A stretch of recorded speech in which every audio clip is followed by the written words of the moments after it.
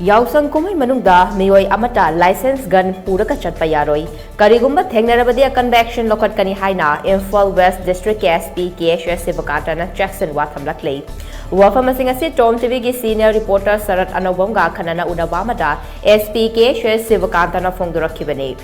Yaoshang kumai gi matangda tongan ba wafam kya phongdokladuna SP KHS Sivakatana TOMTV da hai. Deputy Commissioner Imphal West District ke Maikai Degisu license gun pumnamak banaknakpa police station singda pikhalaknaba order thokpa laikhrabani. Maramaduna mari lenaba DC gi ayaba yaudana license gun thamba amadi puduna chatpa yaroi. Yamnamak tangai fadana trade perception leiba mi khara natana license gun puduna chatpada athingba leigani. Yaoshang kumai Manungda accident amadi crime thokpagi chang ase yamna wagi. Maramaduna Mama mapa oiba singna macha masu singbu kupsen senabiyo. Yaoshang kumai da ngaihak saruk yarurabasu numidang thengzilaklabadi yumda kausinbiyo. Laibak thiba thodok sing thoktrangayda Jackson thorang khana lokat hobuna chumgani.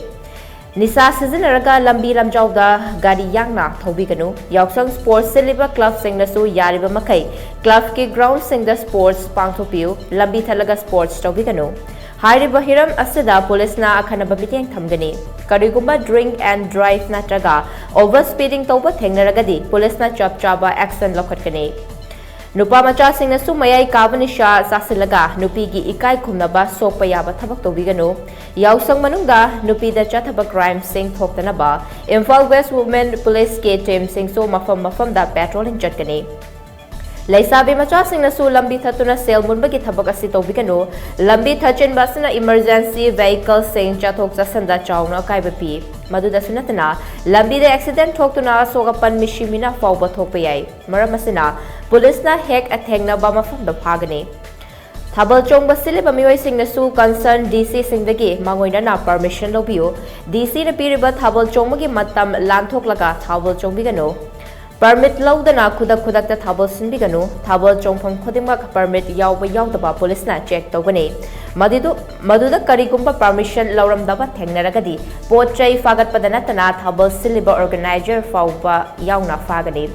laklaba Yaoshang ase makeup mirau khol yawdaba harau tayamba nungaiba Yaoshang haibadu ohelase haina mahakna phongdokki arms kumba paibiba license gumba Pabiraga lambi de chat pokotpa Yaoshang manung sida amta yaroi apune any armed weapon license pairaga lambi de chatlaga de koi khudak ta confiscate taguni to koi necessary action lokotini hojik parents sing su koi gi isa sing bu thadoi ba kol ba training ha klangjeraga su atheng ba thadok ka ba kai keng ga question bi ba question bi ba to pa maru oina pam sa sing na pi macha sing da koi gi yamna hantaba mi jeng da pi dignity sokpa ya ba rest as the pi moral sokpa ya ba du ba activities sing tawdana ba koi police ki side ge appeal tawdari kausongonu sida koi women officer sing chatna kotana koi crime against women de tokna ba awareness bidana kotana ko jukan hona gami ba yaksongong de tokpa crime sing manung da koi accidents ni adna yain koi drink and drive tawbiganu loina na koi maruina sabi masa singna yaksong gi paisa khai bu khotpa thatpa khotpa lambi da koi sum si yain koi tawbiganu adugumba tawbagi thabak to koi uwa phajindana bench phajindana highway da tawda adugumba to amta tawba yaro adugumba sindudi koi matengna mafam khudam ta police na koi du baigani thabal na chingna kai ge sinba khotpa tawba sin mangani matung sida sinba khotpa yaro su koi gi madu due permission lobiu